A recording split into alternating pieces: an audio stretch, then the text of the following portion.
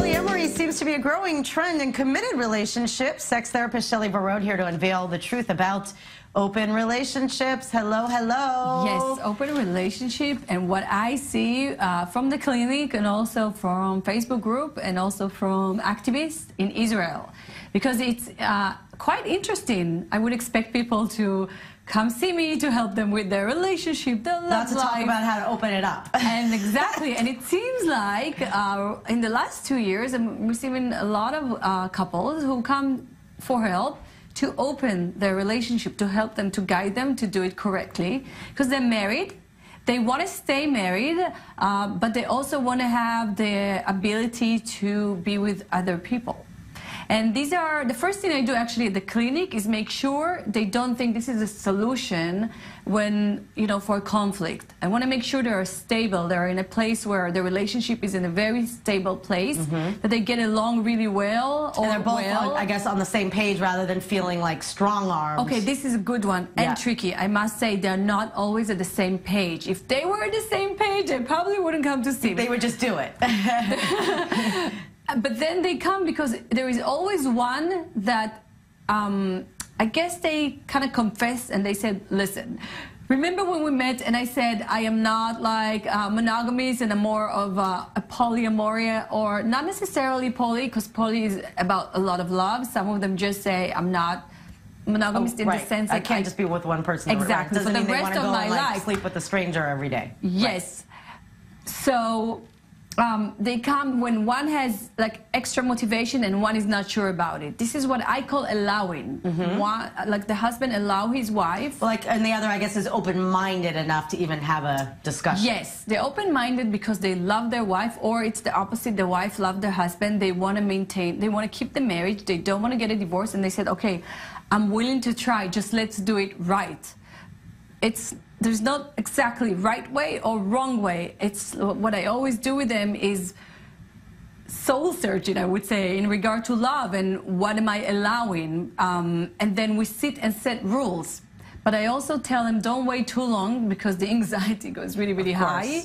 The more we plan, the more we talk about it, and you know, the more we wait. So would you say more sex therapists now are having to kind of give the tools to do it rather than like talking people out of doing it? I mean, it is interesting that this is going on in so many relationships. It's interesting, and it's really, I see it as a growing trend in Israel. It's interesting because they come all the way to the therapy room. This is what's so interesting about it.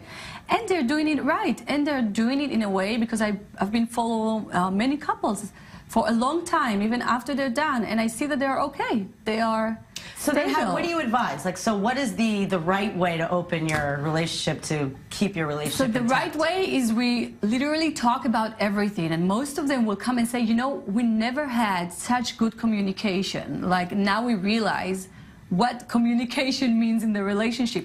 For example, are we allowing the person to meet the other relationship or person in our house? The details. Exactly. Do we tell the details? That's something we actually agree ahead. What do you recommend usually? To tell the details or not to? I had one couple who said, if it helps your passion between you two, you should go for it. I had another couple who said no, because I could see he doesn't even want to see the person. He can't really. He said it's too much for him. So this is what it is. It's very tricky, but every couple will decide different rules. How much time does it take, the other relationship? Because time is what we don't have enough, and we want more. Are we allowed the other person to sleep in the other person's house? Or they have to come home? It's like all these little rules, because what happened when I come home and I see you? Even I go all the way to these little details. Do we agree that we hug?